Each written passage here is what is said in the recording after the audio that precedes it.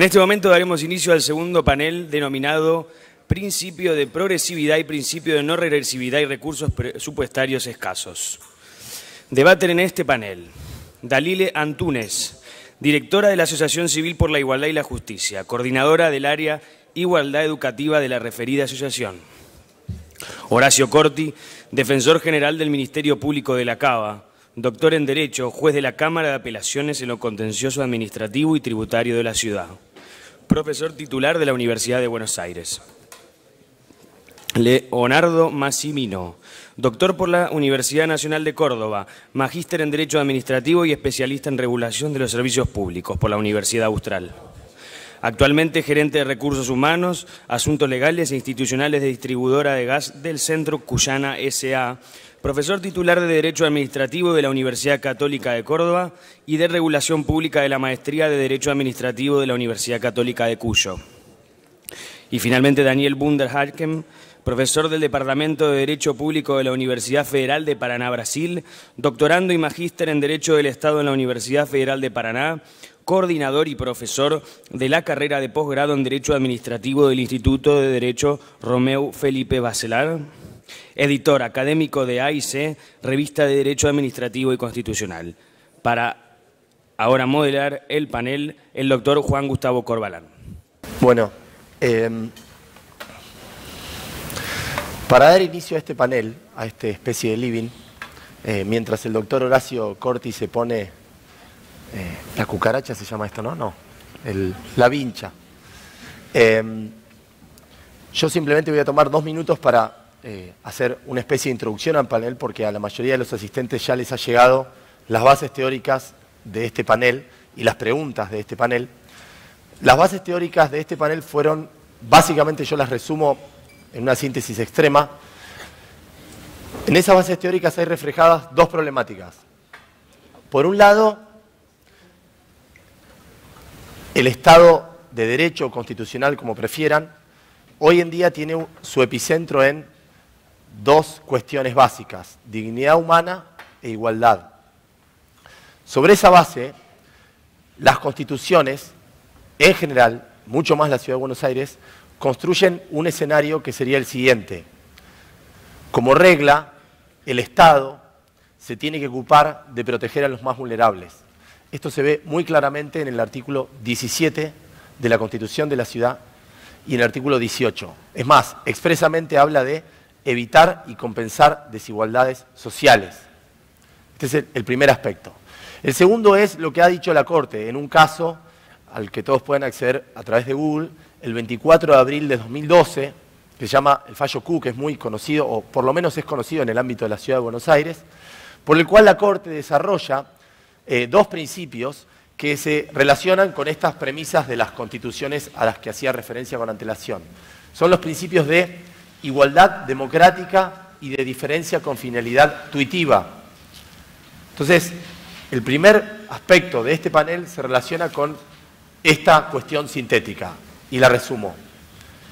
Pareciera ser que el mandato hacia los estados es que eviten y compensen desigualdades sociales y que a tales efectos distribuyan sus recursos presupuestarios para lograr este primer objetivo. La segunda cuestión a debatir en este panel tiene que ver con 3 postulados que están reflejados en las bases teóricas y que se relacionan con estos 2 primeros aspectos. El primero tiene que ver con lo que establece el artículo 2 del Pacto de los Derechos Económicos, Sociales y Culturales. Este artículo 2 consagra lo que se conoce como el principio de progresividad, que muy en esencia afirma que los estados tienen que realizar el máximo esfuerzo en materia de recursos presupuestarios para desarrollar los derechos que el pacto establece. Este es el primer postulado.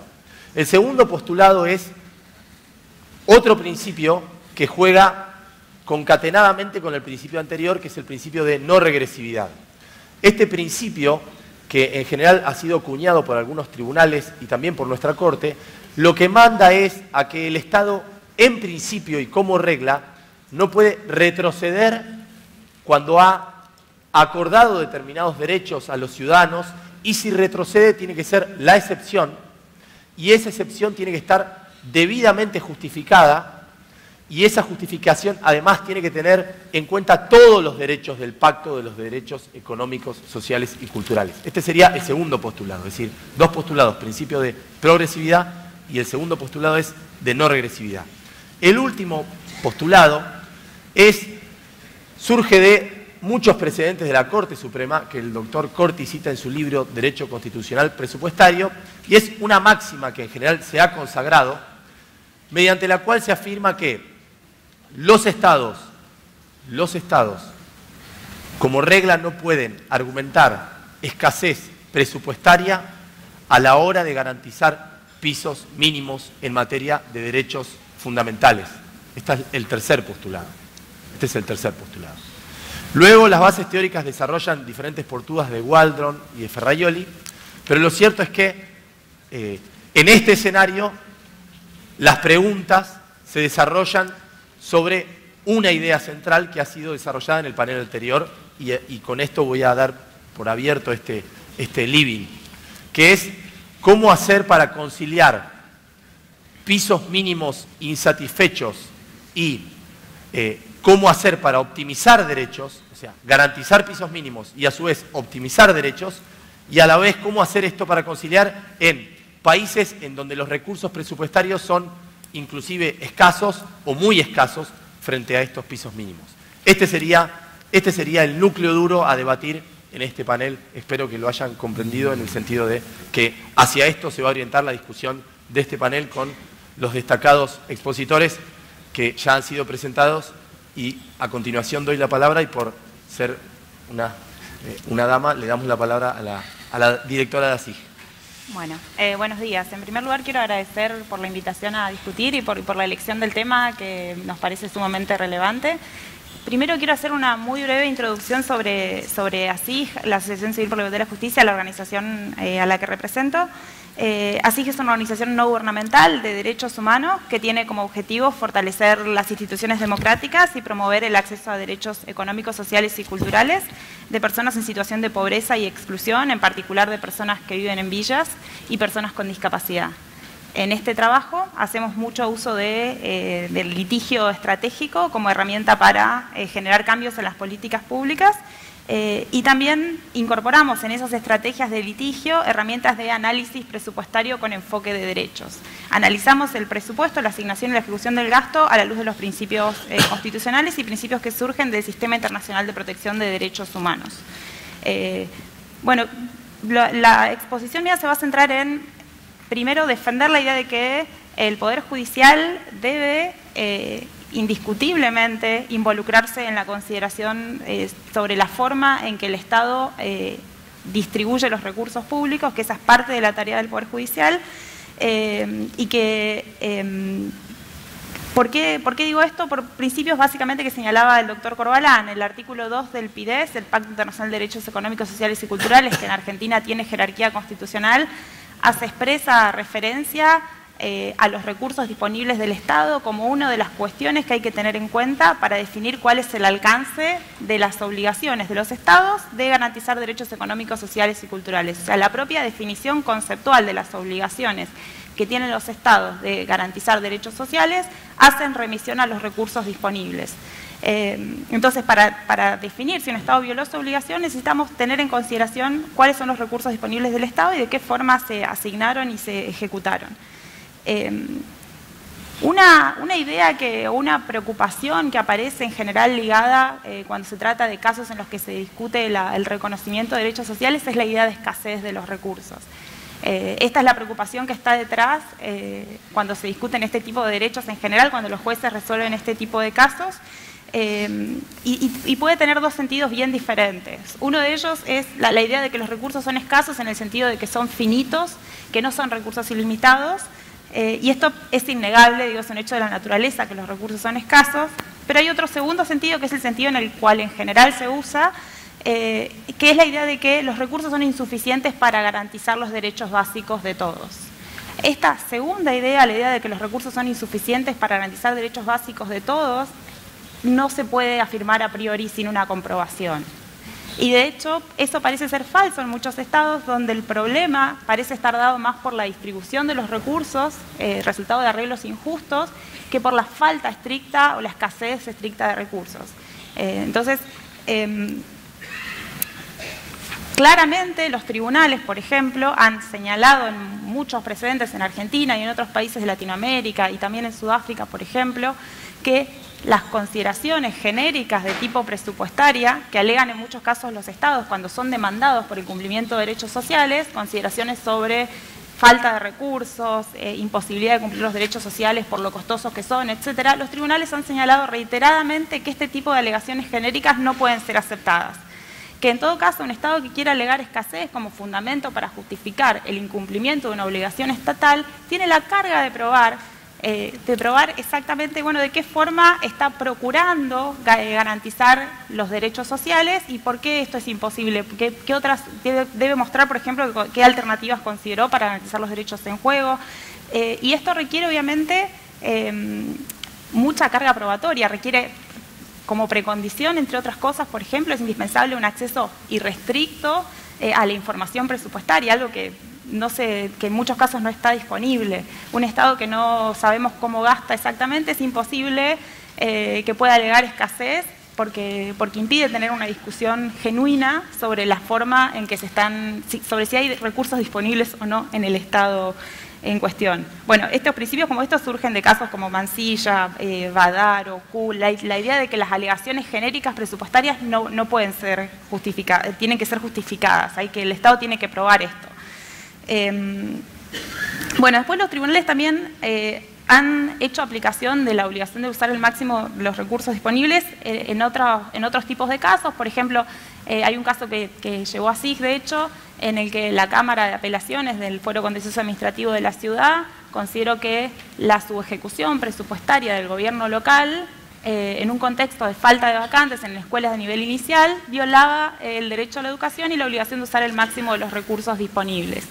Es decir, que se tuvo en cuenta como un argumento relevante para reconocer el derecho a la educación y ordenar al Estado que construya escuelas, el hecho de que el Estado estaba sujetando recursos. ¿Cómo mal puede haber falta de recursos disponibles si la legislatura por ley ordena que se asignen a construcción de escuelas y el Poder Ejecutivo no las realiza?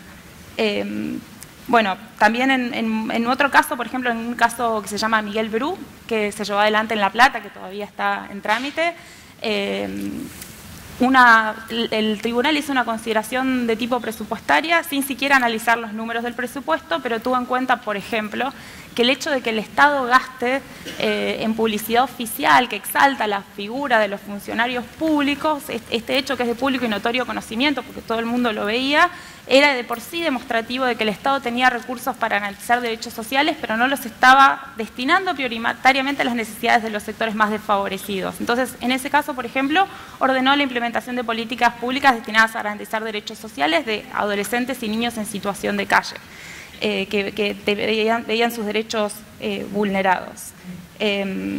Bueno, en el caso Q, por ejemplo, que fue mencionado anteriormente, en el que estaba en juego el derecho a la vivienda, la Corte Suprema tuvo en cuenta que el gobierno de la ciudad no estaba implementando con eficiencia los recursos disponibles. O sea, más allá del subsidio que estaba otorgando, consideró que ese subsidio, que el Estado no había contemplado otras alternativas que podían ser de más bajo costo y más efectivas para resolver los derechos en juego, y consideró que vinculó esto con la obligación de usar el máximo de los recursos disponibles. O sea, el Estado estaba otorgando un subsidio muy alto bajo el cual la persona afectada podía obtener en realidad un techo que era notoriamente inadecuado, porque era la ineficiencia en pensar mejores programas y mejores políticas, lo que implicaba que no se estaban usando todos los recursos disponibles para garantizar derechos.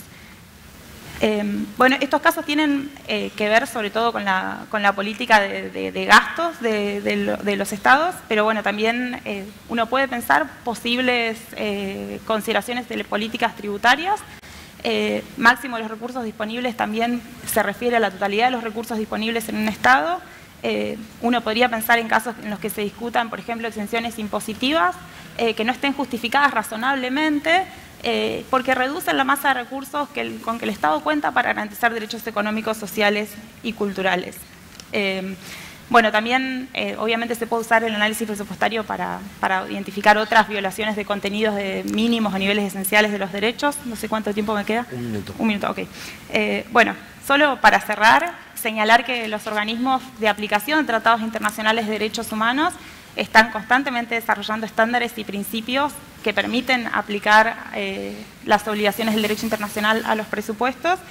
Que estos principios tienen que ser guías que tengamos en cuenta, pero básicamente quiero concluir con la idea de que los presupuestos no son discrecionales, que tienen que cumplir con los mandatos que surgen de la Constitución Nacional y de los tratados de derechos humanos que hemos decidido ratificar. Y bueno, y señalar que cada vez en mayor medida la jurisprudencia está haciéndose cargo de este hecho y están apareciendo nuevos casos que reconocen derechos sociales y que hacen este tipo de análisis. Y bueno, eso, muchas gracias por la invitación.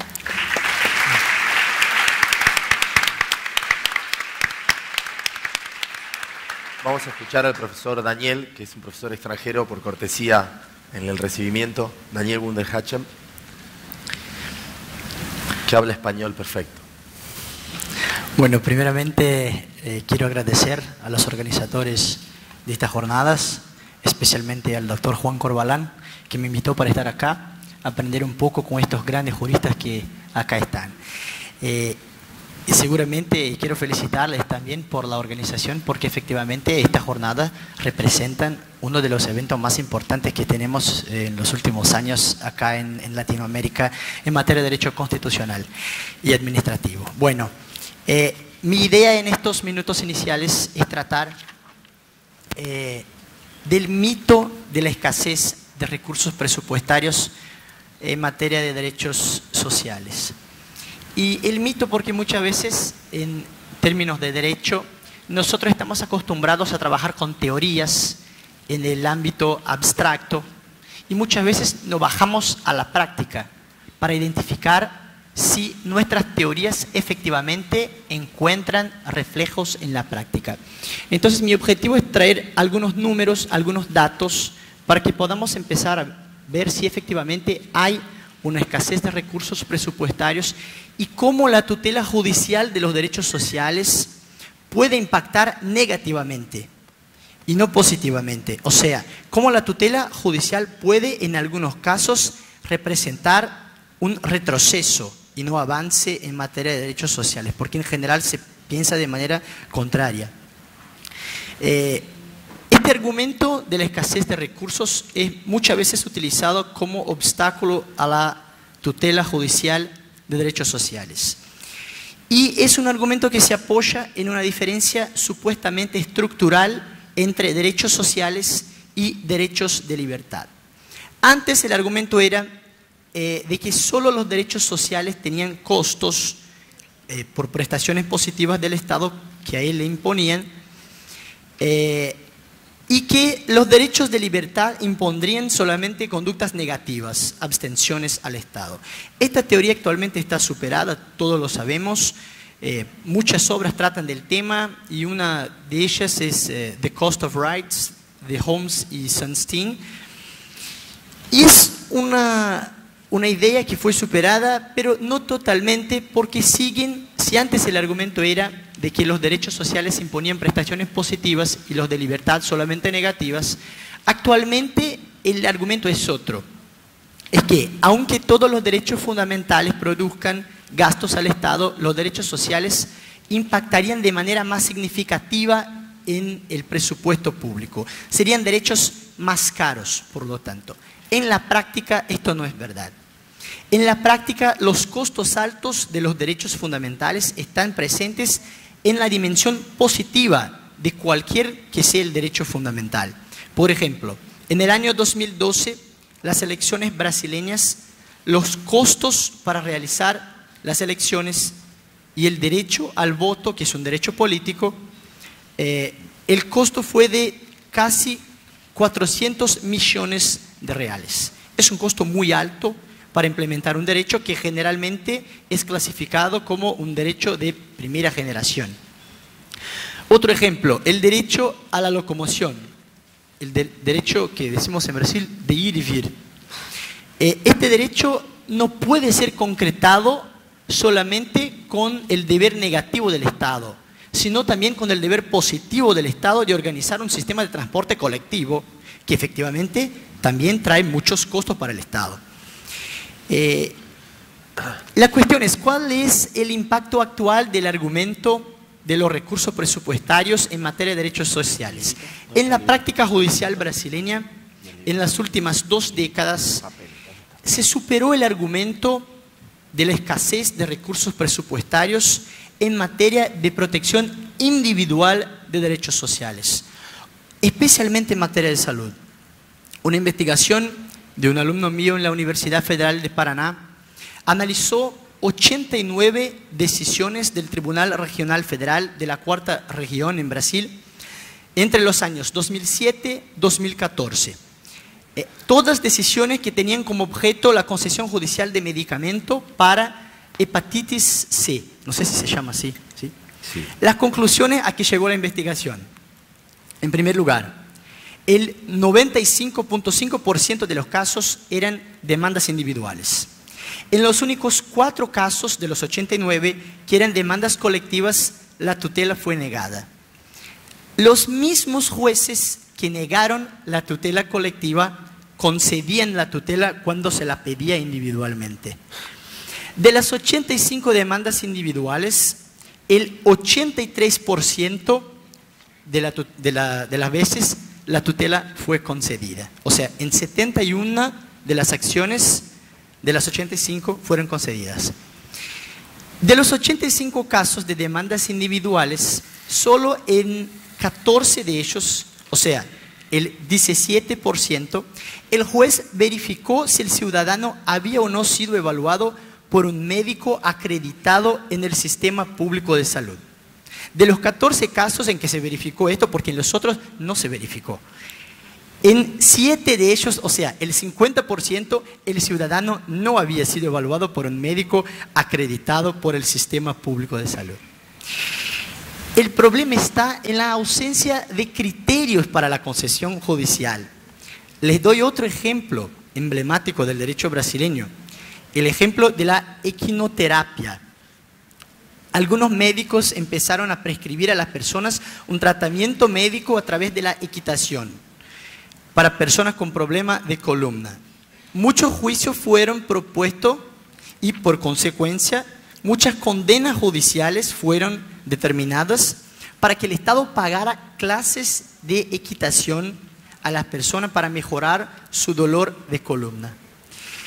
O sea, la persona tenía que montar a caballo para resolver su problema. Y después se descubrió que en verdad era una mafia que estaba toda organizada para hacer con que la gente propusiera juicios para esta finalidad. No tengo el tiempo para desarrollar el tema, pero muchas veces la cuestión de la escasez no pasa de un mito. Y la pregunta es, ¿hay efectivamente escasez de recursos que impida la protección de derechos sociales? Y ahora ya les voy a dar otro ejemplo, un de naturaleza municipal, de impactos presupuestarios, y otro de naturaleza federal. En el ámbito municipal, en el año 2011, en el municipio de Buritama, que tiene 15.000 habitantes, el presupuesto total para los gastos con remedios fue de 650.000 reales. En este año, más del 50% de los recursos fueron destinados a pagar condenas judiciales en materia de salud. El 100% de las demandas judiciales lograron éxito. Un único pedido individual de cirugía para implantación de electrodos para amenizar las consecuencias del mal de Parkinson costó 108.000 reales. O sea, para una persona, una sexta parte del presupuesto público asignado para salud. Restó 36 reales para los demás 14.999 habitantes para gastos públicos con remedios. En este caso se puede decir, hay escasez de recursos presupuestarios. Sin embargo, y con este ejemplo termino, profesor, mi exposición, la consultoría jurídica del Ministerio de la Salud en Brasil observó que en el año 2005 los gastos para cumplir decisiones judiciales en materia de salud fue de más de 7 millones de reales. En el año 2012, 7 años después, el gasto fue de 355 millones de reales para tutela judicial de derecho a la salud, un aumento de 460%. En términos absolutos, parece muchos recursos con salud por la nación. Sin embargo, este valor de 355 millones de reales representó menos del 0.5% de los recursos asignados para la salud en el ámbito del presupuesto federal, que era de 90.000 millones de reales para la salud. Bueno, buenas tardes a todos. Agradezco la invitación a la exposición del doctor Carlos Balbín, doctor Gallego Frediani, por supuesto Juan Corbalán. Siempre digo que es importante para nosotros que somos del interior del país poder expresar nuestras ideas en eventos como estos y más sobre todo en este que tiene y aglutina importantes juristas. Yo después de escuchar un poco a mis colegas de panel voy reformulando algunos conceptos, debo admitirlo. En realidad mi exposición, les adelanto, es un poco más conceptual, pero se focaliza básicamente en la cuestión de el principio de progresividad y su contracara, que es la posibilidad de regresividad. El doctor Bianchi en el panel anterior hablaba que la realidad argentina es la realidad permanente de la emergencia, donde se relativiza la validez de los derechos. Creo que ese es el problema que tenemos y al que tenemos que abocarnos, contexto en el cual la escasez es un problema central. No pretendo ser muy reiterativo en la introducción, simplemente destacar que los derechos políticos y en general los derechos de libertad ya tienen en nuestro país estructuras generales para que los protejan. Hay un registro de la propiedad para proteger a la propiedad y hay una serie de instituciones, acciones judiciales para proteger ese tipo de derechos. Pero no tenemos instituciones o herramientas similares para garantizar, por ejemplo, un derecho a la vivienda digna o a la salud con la misma efectividad que los derechos de libertad. Es decir, y como dice también el doctor Ferrajoli, los derechos sociales, además de contar o necesitar, requerir unos ciertos mecanismos para que sean vigentes ante un juez, necesitan sobre todo recursos para que puedan ser atendidos. Y ese es el problema, ante todo, que existen o presentan nuestros tribunales para que sean efectivos. Me voy a focalizar, como les decía, en la cuestión de la regresividad de los derechos y el argumento de los recursos escasos. La afirmación que yo les propongo que analicemos es que este deber de acción positiva que se requiere de los estados, de los poderes públicos para atender a las crecientes demandas sociales, depende en realidad de la evolución político-científica de un país en un momento determinado, efectivamente sostenible según el sistema económico vigente en el país. Me explico. El principio de progresividad lo ha definido la Comisión del Pacto de Derechos Económicos y Sociales como aquella obligación que es constante y continua de avanzar hacia la satisfacción de todos los derechos que se prevén en el pacto. Es decir, es un deber de acción positiva, ¿no?, que se tiene que traducir en la práctica. Se dice que es finalista, tiene que transformar la realidad social según determinados presupuestos. Este enunciado, como yo lo acabo de exponer, está relativizado, es decir, es la lógica consecuencia del carácter finalista que tiene digamos, el poder público cuando actúa el principio. No se trata de un principio absoluto, sino que depende, en definitiva, de las decisiones legítimamente adoptadas, que es justamente un Estado democrático, sino también de los recursos de los que dispone efectivamente ese Estado en un momento determinado. No se trata de la inmediata y plena satisfacción de los derechos, sino aquello que es posible satisfacer según la historicidad factible de un Estado en un momento determinado. Tan es así que esa historicidad factible diferenciadora no es lo mismo de una provincia rica a una provincia pobre, independientemente de que la Corte enuncie un determinado principio o estándar mínimo válido para todo el país. Si lo que acabo de decir es válido, tenemos que tener en cuenta una consecuencia importante de esta afirmación, que la afirmación de que está vigente en un determinado sistema como el nuestro el principio de progresividad o de no regresividad, no se trata de una constante y continua mejora de las conquistas alcanzadas, es decir, no se trata de consolidar entre nosotros un estado de derechos adquiridos, porque eso es simplemente insostenible de cara al principio de la escasez de los recursos. escasez de los recursos, que como decía el doctor Wunder, no es solo un mito, yo digo que es la escasez una regla natural del funcionamiento de la economía. Por cierto, que toda norma que importe una regresión en la enunciación de los derechos sería en primera instancia inconstitucional. Pero también es cierto que toda aquella medida legislativa o administrativa que tienda a adecuar una determinada situación a otros principios también del ordenamiento jurídico no tiene por qué ser, en una primera instancia, ser declarada inconstitucional. En definitiva, creo que ese deber de acción positiva del poder público, que depende de la evolución política y científica en un determinado contexto económico, es el estándar que tenemos que tener presente. Y esto requiere, entonces, dos importantes parámetros en la práctica. Primero, considerar todos los valores y sistemas y normativas y derechos que surgen de los pactos y el sistema normativo. Es decir, no se trata solamente de los derechos económicos y sociales, sino también de todos los otros derechos que contempla un sistema normativo. Pero por sobre todas las cosas también importa tener en cuenta el contexto del máximo aprovechamiento de los recursos disponibles. Y aquí sí me quiero detener al menos un minuto. Cuando el Pacto de Derechos Económicos y Sociales establece el estándar, lo mismo hace la Convención Interamericana de Derechos Humanos, del máximo aprovechamiento de los recursos disponibles, hace referencia a la no dilapidación de los recursos. ¿En qué condiciones puede un Estado alegar que aprovechó de manera máxima los recursos disponibles? Y acá creo que hay dos estándares para juzgar esa premisa. La primera es la cuestión de la administración eficiente, es decir, el aprovechamiento eficiente de los recursos significa una función estatal eficiente. Para que haya una función estatal eficiente, yo no traslado el problema al ámbito del control judicial, sino al ámbito de la creación de las normas. No se trata de negar derechos que nadie niega, sino que, por ejemplo, debiera analizarse, si no es el momento de crear una ley o crear un acto administrativo general, que previo a su dictado, ni el legislador ni el administrador efectúa un análisis de costos y beneficios de las implicancias de esa normativa.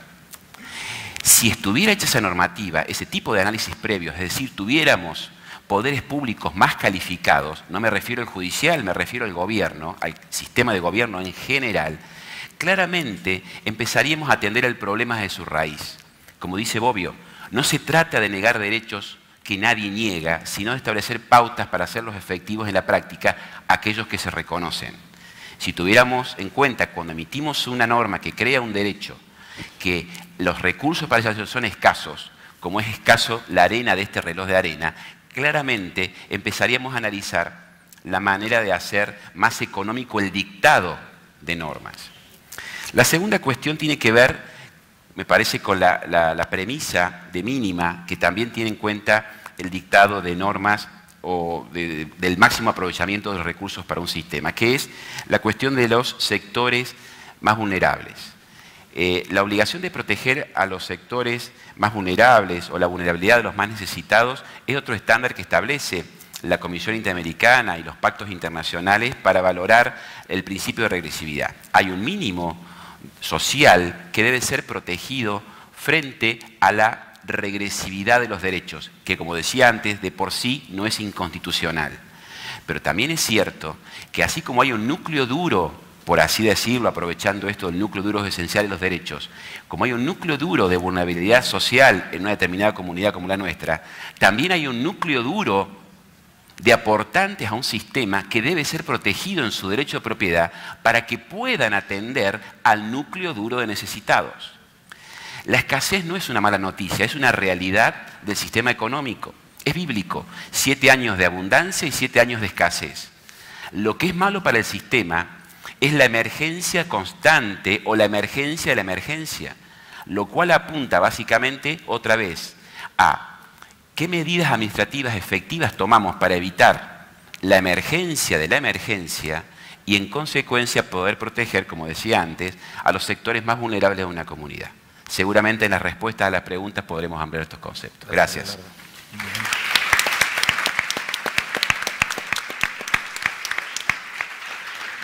Bueno, ahora vamos a escuchar, a mi juicio, quien más sabe de derecho constitucional presupuestario en Argentina, que es mi amigo Horacio Corti. Bueno, muchas gracias.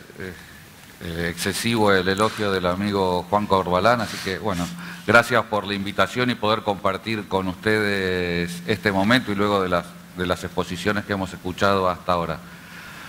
Una serie de puntos de diferente nivel, pero el primero estoy como obligado a hacer una reflexión y agradezco que estemos ahora con posterioridad al anterior panel, donde había un consenso de una preocupación como si hoy se hablara demasiado sobre la igualdad en la República Argentina y entonces estamos pensando demasiado, como se dijo, en los pobres y muy poco en los ricos. Y entonces a mí me surgió espontáneamente, y tal vez a muchos de ustedes la misma expresión, pobres los ricos, ¿no?, que están tan preocupados. Pero creo yo, contrariamente a ese sentido común del anterior panel, que finalmente es un sentido, agradezco que se explicite el sentido común conservador, algo que no es, por otra parte, tan común dado el grado de eufemismo e hipocresía que en general manejamos, porque creo yo que, al contrario de lo que se dice, necesitamos cada vez hablar más sobre la igualdad de la República Argentina y en los países latinoamericanos. Y eso por una razón puramente objetiva, y es que vivimos en sociedades estructuralmente desigualitarias, donde la desigualdad es un rasgo persistente, estructural y objetivo de nuestra sociedad. No se trata de una discriminación de un caso particular de una persona que no es tratada de forma igual a otro conjunto, sino que hay desigualdades persistentes que forman parte de lo más profundo de nuestra sociedad y que es muy difícil modificar. De ahí que creo que cada vez necesitemos hablar más de igualdad, y de ahí que una constitución como la ciudad de Buenos Aires, que en su texto ya tiene en cuenta la situación objetiva de exclusión social, expresamente explicita un derecho a la inclusión social, que es algo más profundo y más abarcador que hablar del derecho a la vivienda, que el derecho a la salud o de los diferentes derechos sociales, sino que es un derecho de las personas que están incluidas bajo la forma de la exclusión, que estén incluidas en igual condición que todas las otras personas en la sociedad. Y todos los poderes públicos, la legislatura de la ciudad, el Poder Ejecutivo y los jueces de la ciudad tienen que tener como primer eje rector de la interpretación lograr que las personas que estén excluidas estén incluidas. Y creo yo que casi no hay ninguna razón jurídica, todos podemos, porque todos somos abogados, todos podemos construir argumentos en apariencia técnicamente sólidos, pero son realmente sólidos y efectivamente coadyuvan a la inclusión de las personas en nuestra sociedad. Eso como una primer reflexión, digamos así, política constitucional primera. Después creo otra segunda reflexión, y creo que es un supuesto de todo nuestro debate que hemos tenido hasta ahora, y es que todos damos por supuesto que hay un vínculo conceptual entre derechos humanos por un lado y por otro lado gasto público y presupuesto.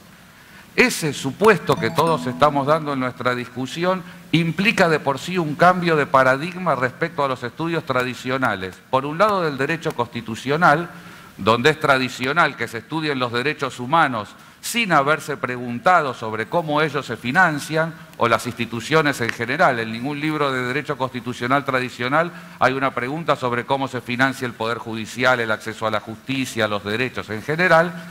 Y por otro lado, es un cambio de paradigma con respecto al propio derecho financiero. Yo diría que el 99%, porque tal vez hay alguno que es la excepción, de los tratados o libros o manuales o ensayos de derecho financiero y de derecho presupuestario, en ninguno de ellos hay tratamiento reflexivo alguno sobre una supuesta vinculación entre el presupuesto y los derechos humanos. Entonces, esta discusión que estamos teniendo nosotros ya de por sí cambia e implica un cambio de reflexión teórica, tanto para el derecho constitucional como para el derecho financiero. Y un tercer nivel, a pesar de que eso no haya estado discutido en la doctrina, es interesante ver cómo tenemos tradiciones jurisprudenciales en las cuales esa vinculación realmente ha sido tematizada por los tribunales. Y yo creo que eso ha sucedido claramente, al menos desde la segunda mitad del siglo XX hasta el día de hoy, Y muy resumidamente, en los minutos que tengo, creo que al nivel del derecho comparado ha habido dos formas paradigmáticas de tratar o de pensar esta relación entre el presupuesto, el gasto público y los derechos humanos. Creo que hay una que es la tradición alemana, ¿sí? Del Tribunal Constitucional alemán, en un caso muy famoso sobre el numerus clausus. Y en relación al derecho a la educación elaboró una categoría que es la reserva de lo posible. Y entonces señaló, hay ciertos derechos que están sujetos a esta categoría y es a las posibilidades financieras del Estado. Esta tradición alemana creo que es muy importante para los latinoamericanos porque, por cuestiones culturales y de tradiciones jurídicas, ha incidido notablemente en la jurisprudencia constitucional brasileña. Y el Tribunal Federal brasileño ha elaborado toda su jurisprudencia sobre la relación entre presupuesto y derechos humanos a partir de una reflexión de la jurisprudencia alemana, con un matiz muy interesante, que aquello que en Alemania se pensaba como restricción, como se parte de ese argumento, para la jurisprudencia brasileña es cómo a su vez limitamos esa restricción y le damos la mayor amplitud a la vigencia de los derechos. De ahí que hayan introducido y haya una enorme reflexión sobre el concepto de mínimo exento. ¿Por qué? Porque se tiene un derecho, está eventualmente la reserva de lo posible, pero siempre se tiene que garantizar un mínimo existencial de todos los derechos, cualquiera sean estos. Entonces hay un juego de, digamos así, de correlación entre los derechos, la reserva de lo posible y el mínimo existencial, y en general en la jurisprudencia del Tribunal Constitucional brasileño siempre se le ha dado mayor peso a la vigencia de los derechos. Hay otra tradición que yo creo que piensa de una forma absolutamente diferente, porque en vez de partir de la restricción a través de este concepto de la reserva de lo posible, reflexionó a partir de la primacía de o el derecho involucrado o del estándar constitucional, y es la jurisprudencia de los tribunales federales norteamericanos, que básicamente se han visto envueltos en esta discusión cuando se han discutido instituciones burocráticas a la luz de un estándar constitucional. No en juicios donde está en juego un acto administrativo para ver si es válido o no es válido, sino cuando hay en juego una organización administrativa y se evalúa si esa organización administrativa efectivamente es acorde a un estándar constitucional o no. Por ejemplo, hay toda una jurisprudencia muy profusa y profunda sobre los establecimientos penitenciarios y cómo estos establecimientos respetan un estándar constitucional que prohíbe el trato cruel e inhumano. Cómo las sentencias judiciales, cuando constatan que hay una violación de este estándar, implica la modificación de la organización burocrática, necesariamente la transformación de esa organización va a implicar una incidencia en el gasto público o en los recursos públicos, y de ahí que se haya creado este eslogan, que es el que está en el texto de esta jornada, y es que las carencias presupuestarias no pueden justificar de ninguna manera la violación de un estándar, un principio o un derecho constitucional. Creo que esa tradición, aun cuando no ha sido mencionada por nuestra Corte, es la que está presente en su reflexión desde fallos de los años 90, como Rubén Badín, y que luego se han reiterado sin modificación, aquel era un caso individual, pero en casos colectivos, como en el caso Berbisky, y donde se dijo hay estándares constitucionales, principios procesales penales, que no pueden estar sujetos en su aplicación a el argumento de la carencia de los recursos disponibles.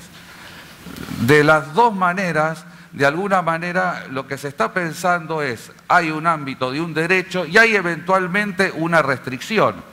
Por las dos vías creo que lo que se está diciendo es que nunca esa restricción puede implicar la vulneración o la alteración del derecho que esté en juego. En la tradición argentina tenemos una manera de pensar las restricciones a los derechos que es lo que nosotros en la Argentina peculiarmente llamamos razonabilidad, y hay un artículo tradicional, ¿no?, en nuestra Constitución originaria que dice que los derechos no pueden ser alterados por las leyes que reglamentan su ejercicio.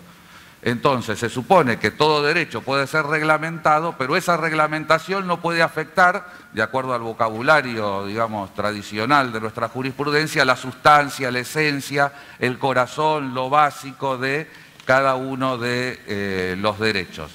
Y es interesante ver que ese mecanismo conceptual se aplicó a otras decisiones estatales que de por sí no significan la reglamentación del derecho. El caso paradigmático es el tributo. El tributo no reglamenta un derecho, sin embargo, a todas las decisiones tributarias se le aplicó el mismo razonamiento. ¿Qué significa? Que un tributo no puede afectar la sustancia de un derecho. Por ejemplo, se acepta que hay un tributo que es el peaje, pero no puede afectar sustancialmente al derecho a circular libremente por el territorio del país. El mismo argumentación puede utilizar con la ley de presupuesto. Es decir, la ley de presupuesto no es de por sí una ley que reglamenta los derechos, pero evidentemente no puede hacer aquello que tampoco pueden hacer las leyes que reglamentan el ejercicio de un derecho. Es decir, no pueden afectar ese aspecto esencial, sustancial del ejercicio de los derechos. Ahora, todo esto, nuevamente, lo que está planteando en términos conceptuales es que hay una relación pensable y que tenemos que reflexionar entre ley de presupuesto, gasto público y derechos humanos o derechos fundamentales. Lo que me gustaría señalar, y ya con esto concluyo, es que todas estas discusiones finalmente se están dando con respecto a derechos sociales, como el derecho a la educación, al derecho a la salud, al derecho a la vivienda, y respecto a esos derechos parece ser que empieza a flotar la problemática de la escasez y de los recursos. Sin embargo, si uno ve la jurisprudencia en un país como la Argentina, donde hay un control judicial de constitucionalidad, y donde es tradicionalmente admitido que el Estado es demandable ante los tribunales, luego que es ejecutable ante los tribunales, incluso en la tradición judicial argentina, los jueces han dispuesto en innumerables circunstancias contenciosos el embargo de fondos públicos, y todo esto, ¿en qué casos ha ocurrido en la tradición judicial argentina? Por ejemplo, en casos tributarios, cuando hay una repetición de impuestos donde una persona considera que ha ingresado una suma de más. ¿Esa sentencia qué implica? Implica un gasto público y que el juez afecta a los recursos públicos. Cada vez que un juez tradicionalmente ha dicho que un tributo es inconstitucional por ilegal, no solamente ha afectado a la renta pública en un caso individual, sino que afecta a la renta pública de forma general porque hay un recurso que desde ese momento no se va a recaudar más. Cada vez que un juez acepta una demanda por daños y perjuicios, está aceptando que ese juez afecte el gasto público.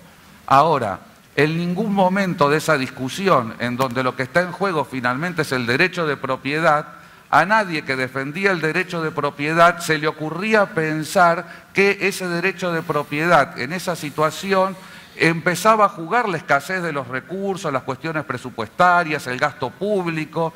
La doctrina unánimemente decía que era arbitraria cualquier dilación, incluso en el cumplimiento de una sentencia. Es decir, el sentido común de la doctrina nunca ponía en juego la cuestión de la escasez de los recursos.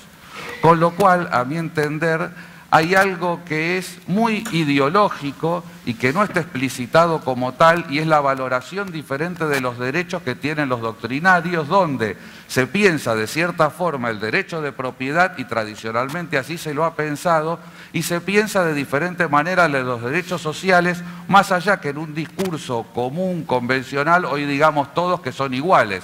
Después, cuando cada uno razona con más detalle y luego cuando se actúa en concreto, en los hechos no se los piensa de forma igual. Y para mí, y con esto concluyo, porque soy defensor en la ciudad de Buenos Aires, eso se ve claramente en nuestra discusión judicial, donde cuando tenemos una cuestión sobre derechos sociales y donde hay unos subsidios mínimos que estamos discutiendo las personas que viven en la calle, tenemos un sinnúmero de discusiones presupuestarias, financieras, si se puede afectar los recursos, si se afecta al principio de la mayoría, un sinnúmero de discusiones, y si uno analiza la cantidad de juicios que están en el Poder Judicial, son mucho más significativos los juicios tributarios, por daños y por juicios y por materia contractual, y en ninguno de esos casos hay ninguna reflexión sobre las consecuencias económicas. De hecho, se han tomado decisiones generales, como por ejemplo, pasar de aplicar una tasa pasiva a una tasa activa, que eso implica un efecto económico directo sobre las finanzas públicas locales, sin ninguna reflexión sobre esos efectos presupuestarios, porque a nadie se le ocurrió que ahí podría haber o se merece una discusión financiera. En cambio, cuando discutimos un subsidio de 1.600 pesos, que es un subsidio para los que son de otro país, de $100, un poquito más, empiezan a surgir, como por arte de magia, todas las discusiones presupuestarias. Lo que muestra que, aun cuando no se explicite, porque todos hablamos del discurso constitucional, de los derechos y demás, y solo excepcionalmente hay una honestidad, como hemos visto en el panel anterior, donde se dice hay demasiada pensamiento de la igualdad, tenemos que pensar más en los ricos, etc. En los hechos, los derechos no son pensados de forma igual por todos nosotros, ni en la doctrina ni en los operadores judiciales, ¿no?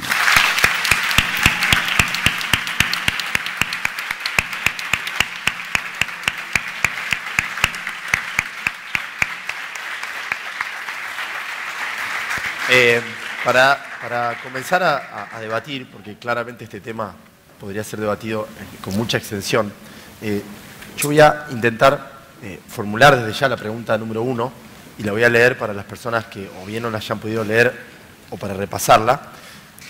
Y la pregunta número 1 me parece que tiene que ver con esto último que acaba de decir Horacio y que creo que puede ser el eje más importante a debatir en cuanto a esta problemática. La pregunta número 1 dice, si partimos de la base de que los recursos son finitos y que las obligaciones que emergen de los derechos son superiores a los recursos, ¿cuál es el método por el cual el Estado, básicamente el Poder Legislativo y el Poder Ejecutivo, deberían construir la jerarquización de prioridades en la asignación de los recursos? Y antes de darle la palabra a quienes quieran responder, a mí me gustaría hacer una pequeña reflexión de lo que acaba de decir Horacio para inclusive dimensionar lo complejo de la problemática. Horacio acaba de decir algo muy importante, que es hasta qué punto es tan extensa el análisis de la problemática que uno no solo tiene que hacer análisis de ciertos derechos, sino que además tiene que hacer un análisis en cuanto a los diferentes sectores de la dinámica estatal, es decir, el sector tributario, el sector impositivo, etcétera, etcétera, etcétera. Y todo eso tiene que ser a la luz de la construcción de la ley de presupuesto, que es una de las leyes más complejas, si no, en mi opinión, la más compleja de las leyes. Con lo cual, no estamos, la primera reflexión sería, no estamos en presencia de una ley cualquiera o de una ley que tiene una simpleza determinada o una ley lineal, sino que estamos en presencia de una ley de las más complejas de todas las leyes, y el mandato que se le da a los operadores jurídicos es téngala en cuenta de modo integral, es decir, constrúyala de modo manifiestamente integral, y sobre esa base de una construcción integral jerarquice prioridades y asignación de gastos. Entonces, la pregunta en definitiva, porque hasta ahora en general o los debates siempre suelen ser a partir de las parcelas, es decir, de mirar porciones de la problemática. Mi pregunta, y que adiciono a la 1, es ¿cómo hacemos para debatir judicialmente algo tan complejo en el marco de juzgados que están preparados para litigar derechos o cuestiones más simples? Esa sería mi primera pregunta, que se concatena con la primera. Quien quiera responder. Yo, si te parece, arranco. Sí, sí. Un comentario, ¿no? Muy breve. El primero es la aclaración. Yo hablo de, obviamente, jerarquización de prioridades de recursos o asignación de recursos y no prioridades de derechos.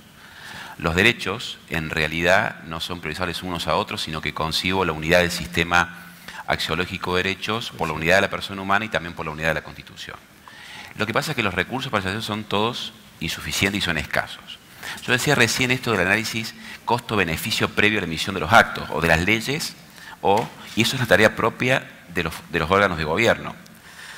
Por eso creo que, así como se pide el dictamen del abogado previo a emitir una resolución administrativa o una ley del Congreso a la discusión pública, debiera haber un examen previo en esto, y eso es tener el juez, cuando resuelve el caso, la valoración previa. Entonces el problema comienza allí. El tema es tan importante que la misma Corte Suprema ha creado una oficina de análisis económico y lo requiere para analizar justamente los recursos extraordinarios o de queja que llegan a su ámbito para merituar las consecuencias que derivan de las decisiones que adopta el máximo tribunal. Fíjense en ustedes, las consecuencias que derivan de la decisión es el índice más inteligente para valorar la razonabilidad de las decisiones que adopta la Corte. Si el examen consecuencialista es el contenido de la razonabilidad, este examen nos conduce necesariamente a un análisis de costo-beneficio, que no me refiero a un análisis de dineros solamente, porque entra en ese análisis económico tomado en sentido amplio también la valoración social, dicho de otra forma, básicamente la valoración social, pero que no es indiferente la valoración social. La conclusión octava del primer encuentro de jueces decía que los jueces deben prestar atención a las consecuencias que derivan de sus decisiones.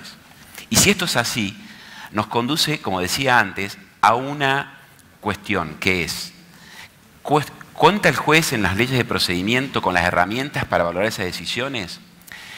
¿Son suficientes las herramientas que está generando el máximo tribunal de la Nación, el amigo Curia, las audiencias públicas, la convocatoria de expertos y demás? Por eso creo que, aunque sea muy creativa el máximo tribunal en esta línea para crear herramientas, para merituar cuáles son la mejor manera de asignar recursos, el problema empieza en los órganos de gobierno. Allí es donde creo que tiene que estar focalizada la discusión. Ahora, Leonardo, una cosa respecto a lo de Horacio. Pensemos en algunos mecanismos para tutelar graves problemas de escasez. Por ejemplo, el INCUCAI, es decir, el problema de la donación de órganos y cómo se distribuyen los órganos que son manifiestamente escasos.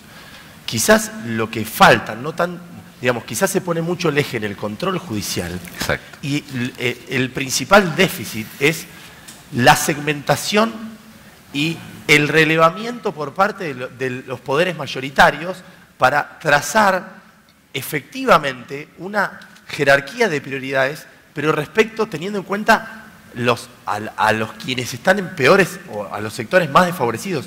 En mi opinión, quizás es el elemento que más falta en los sistemas democráticos. Es decir, no hay alguien que pueda decir, mire señor, yo recorrí todo un distrito, miré todos los derechos, me fijé sobre la base de ciertos criterios y acá le presento este plan por el cual yo digo que prioritariamente gasto acá, acá, acá.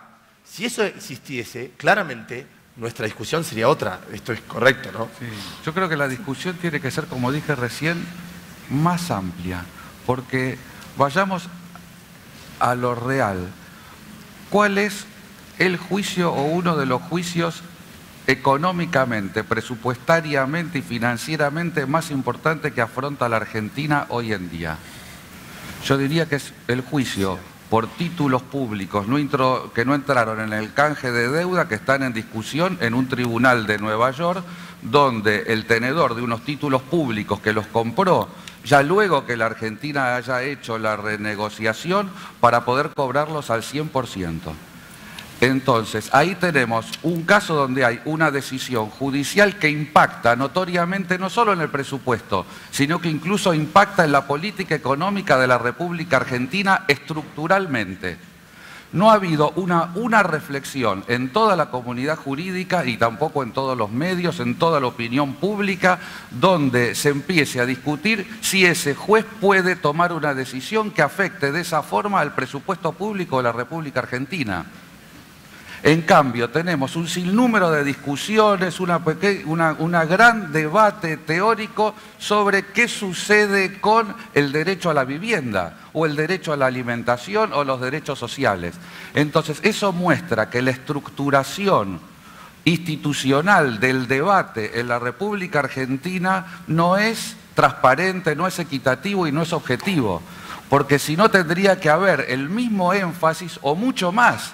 Porque en cambio el sentido común jurídico es que la Argentina tiene que cumplir de por sí esa sentencia, aun cuando sea una sentencia absolutamente irracional, aun cuando haya otros tribunales, como ha sucedido como la Corte de Casación en Italia o la Real Audiencia en España, donde dijeron, como es un juicio en casos exactamente iguales, donde hay una discusión estructural de la política económica argentina, eso no lo puede resolver ni un juez italiano ni un juez español.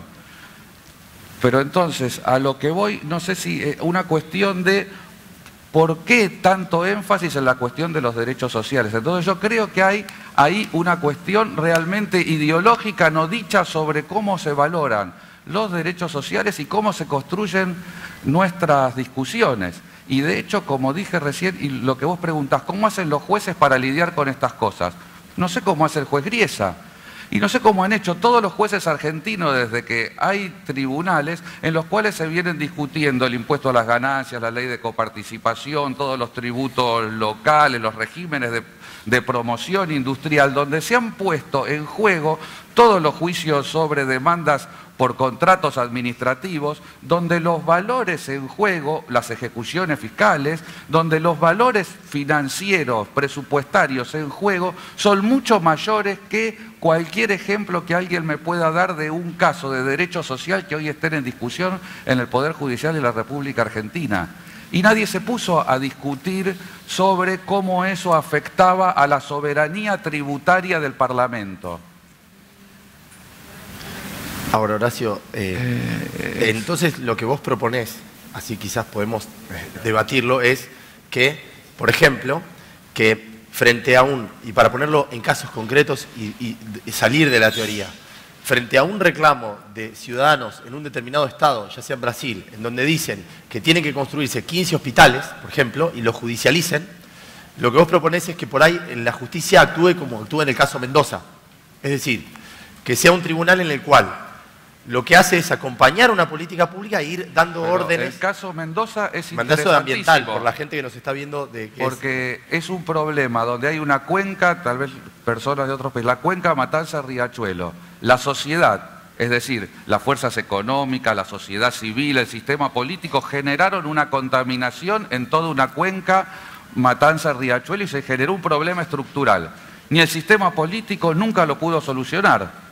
Y entonces hubo un tribunal que tomó una decisión para solucionar un problema estructural. No dijo que es un problema político, que es un problema del sistema político, que acá hay que disponer fondos. De hecho, hay todo un organismo público, que es el ACUMAR, destinado a poder realizar obras de infraestructura, construcción de cloacas, un sinnúmero, desplazamiento de familias,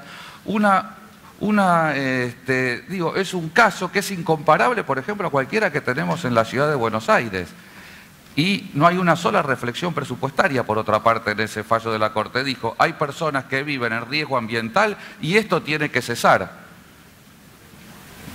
Pero, Dalile, ¿vos qué opinás? Sí, no, yo creo que es correcta la apreciación de Corti sobre el doble estándar que hay cuando se juzgan los derechos sociales, que no se tiene en cuenta que otros derechos civiles y políticos también cuestan dinero y no se tiene en cuenta el impacto presupuestario. Creo que hay que identificar en cada caso el estándar que está en juego, que hay derechos para los cuales cabe prescindir de toda consideración sobre recursos, como hay mínimos básicos que el Estado tiene la obligación de garantizar. Incluso en Argentina tenemos normas legales y constitucionales que son más garantistas que las normas recetadas en el Sistema Internacional de Protección de Derechos Humanos, que hablan de prioridad y máximo de los recursos disponibles. Nosotros tenemos normas de derecho interno, derechos sociales, que no hacen ninguna consideración sobre prioridad y máximo de los recursos, con lo cual reconocen derechos sociales en el mismo nivel de protección que se reconocen los derechos civiles y políticos. Entonces, en cada caso hay que identificar el estándar que está en juego, si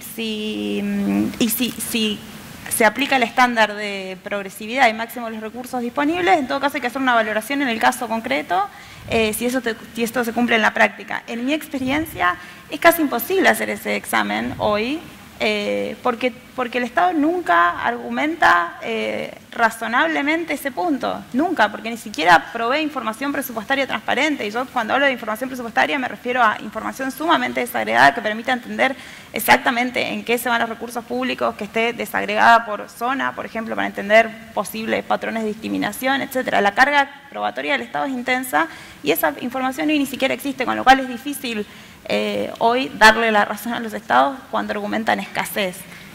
Creo que es correcta la solución de los tribunales de desestimar ese tipo de defensas porque no van acompañadas de prueba, de evidencia, de argumentos razonables.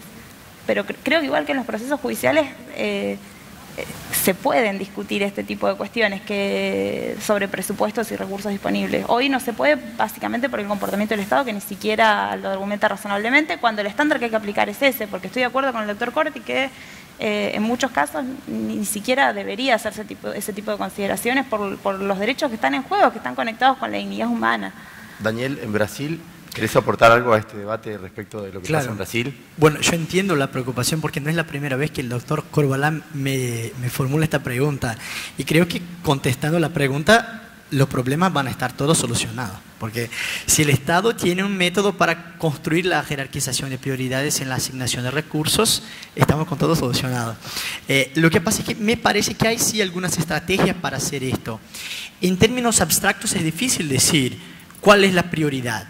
Mismo entre derechos sociales, ¿qué es más prioritario en materia de derechos sociales? Salud, vivienda. O entonces, dentro de salud, ¿qué es más prioritario? La medicina preventiva o curativa y todo esto.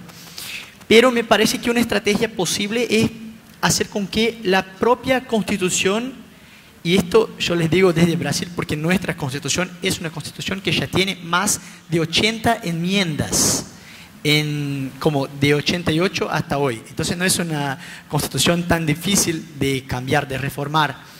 Pero nuestra Constitución, por ejemplo, tiene determinadas previsiones que dicen cuál es la prioridad. Por ejemplo, en materia de derechos de los niños, la Constitución dice que la protección de dichos derechos son absoluta prioridad. Está en la propia Constitución. Además, la Constitución, por intermedio de reformas también, explicitó percentuales mínimos de presupuesto público en materia de salud y educación. Entonces, hay una referencia constitucional al percentual. En porcentaje que deben ser observadas por el legislador presupuestario. Entonces, aunque sea una manera no tan convencional, porque, por ejemplo, yo me acuerdo que charlando con un gran profesor español, el profesor José Luis Meilán Gil, él me oyó hablar sobre derechos sociales, entonces me dijo, Daniel, pero está equivocado esto que ustedes en Latinoamérica hacen de decir que los derechos sociales son derechos fundamentales, porque es una promesa que está en la Constitución y muchas veces en la práctica no es esto que se pasa. Entonces, nosotros en España, la elección fue decir en la Constitución, son principios rectores de la política económica y social, y no propiamente derechos subjetivos. Bueno, en nuestra realidad latinoamericana, me parece que muchas veces es fundamental que la Constitución diga con todas las letras cuáles son las prioridades, porque si no, el legislador tiene el argumento de que tiene libertad de conformación para crear las normas. Entonces, tal vez el método que pregunta usted sea efectivamente poner en la Constitución cuáles son las prioridades para que después pueda esto funcionar como un parámetro para hacer incluso el control de constitucionalidad de las leyes presupuestarias.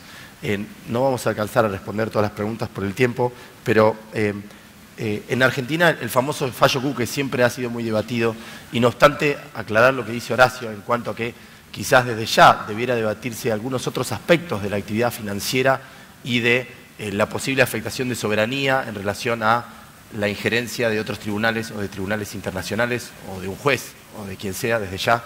Quizás eso podrá ser motivo de otro evento que intentaremos hacer cuando hagamos jornada presupuestaria.